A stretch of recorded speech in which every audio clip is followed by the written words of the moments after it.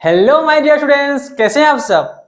पत्थर पानी में मत फेंको, पत्थर पानी में मत फेंको, उसे कोई और भी पीता है। जिंदगी जीनी है तो हंसकर जियो, तुम्हें देखकर और कोई भी जीता है।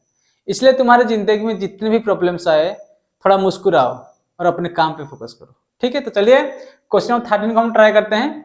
A hot plate of an electric oven connected to a 220 volt line supply has two resistors coil A and B each of 24 ohm। इसका मतलब क्या है कि एक ओवन है उसमें दो कॉइल्स है, 24 ओम का ईच दो कॉइल है। वो क्या बोल रहा है कि यहाँ के ये ओवन है जब वो एक रेजिस्टेंस लगा रहा है और सप्लाई वोल्टेज है 220 वोल्ट। ठीक है, 220 वोल्ट सप्लाई वोल्टेज है तीनों केस में।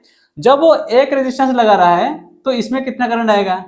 जब दो रेजिस्टेंस ऑफ सीरीज में लगा रहा है तो इससे कितना करंट आएगा। अगर दो रेजिस्टेंस पैरेलल में लगा रहा है इससे कितना करंट आएगा। ये जी बहुत आसान है। ठीक है, तो हम इसको क्या करेंगे, हमें पता है V equal to I R. तो V कितना है सर 220 वोल्ट। I पता नहीं I कितना आएगा, I तो 20 क्या आएगा I इंटू 24 ओम में, तो I इक्वल कितना आएगा 220/24। तो ये आस पर कितना आएगा 9.16 एम्पियर। ठीक है, तो यहाँ से कितना जाएगा सर, यहाँ पे जो आएगा 9.16 एम्पियर जाएगा। ठीक है, यहाँ पे देखो, यहाँ पे resistance connected in series, resistance connected series मतलब यहाँ पे रेजिस्टेंस टोटल R इक्विवेलेंट कितना होगा सर, R1 प्लस R2 होगा।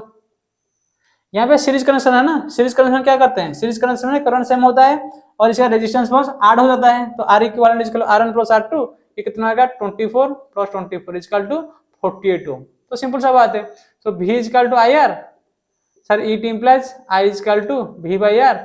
तो सप्लाई वोल्टेज कितना है 220 बाई कितना रेजिस्टेंस है 48, तो कितना आएगा 4.58 एम्पियर। ठीक है, ये आएगा कितना, यहाँ पे जो करंट आएगा कितना आएगा 4.58 एम्पियर। ठीक है, अब देखो रेजिस्टेंस है कनेक्टेड पैरेलल। अगर रेजिस्टेंस है पैरेलल है, यहाँ पे रेजिस्टेंस क्या है, पैरेलल कनेक्शन है। देखो एक एंड इधर दूसरा एक उधर, तो this is connected in parallel. If the resistance है कनेक्टेड इन पैरेलल, तो हम क्या बोलते थे 1/R इक्विवेलेंट इक्वल टू, हम क्या बोलते थे 1/R equivalent equal to 1/R1 plus 1/R2। और मैं क्या तुम बोला था, अगर आइडेंटिकल है तो क्या करना, इफ द रेजिस्टेंस आइडेंटिकल तो क्या करना R/N। तो ये क्या हो जाएगा R equivalent equal to R/N। तो R कितना है सर 24, सर कितना है सर 2 है, तो इसका 12 है। देखो ऐसे करने से जो आंसर आएगा वैसे करने से सेम आंसर आएगा, सेम चीज है। तुम्हें अगर ऐसे कर रहे हो तो 1R equivalent equal to sir 1/24 plus 1/24, LCM कितना होगा 24, 1 प्लस 1 2, तो R इक्विवेलेंट कितना होगा सर 24/2 इक्वल टू 12 ओम। ठीक है, सेम चीज आएगा, लेकिन ऐसा आइडेंटिकल होगा R/N करने से जल्दी आएगा। ठीक है, तो फिर निकालो V equal to I R equivalent sir, it implies I equal to V by R equivalent. तो V कितना है सर, तो 220 वोल्ट तो है, सप्लाई वोल्टेज सब में सेम है, बाई तो कितना आया 12, तो ये कितना आएगा 18.32 एम्पियर। ठीक है, तो यहाँ पे कितना आएगा 18.32 एम्पियर करंट से जाएगा। समझ गया, देखो यहाँ से 220 वोल्ट है, I equal V by R, खत्म है बात।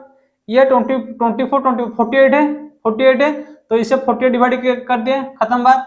यहाँ पे देखो 24 है तो 12 एम्पियर है, तो यहाँ से कितना आएगा 18.32 एम्पियर। ठीक है, अगर क्वेश्चन थोड़ा ट्विस्ट करता है, क्वेश्चन में बोलता है कि इस रजिस्टर में कितना करंट जाएगा, इस रजिस्टर में कितना करंट जाएगा, तो तुम क्या करते हैं, जितना करंट है, देखो ये आइडेंटिकल रजिस्टर है, तो दिस बाय 2, मतलब अगर यहाँ पे 10 एम्पियर आता है तो 5 डिवाइड हो जाएगा।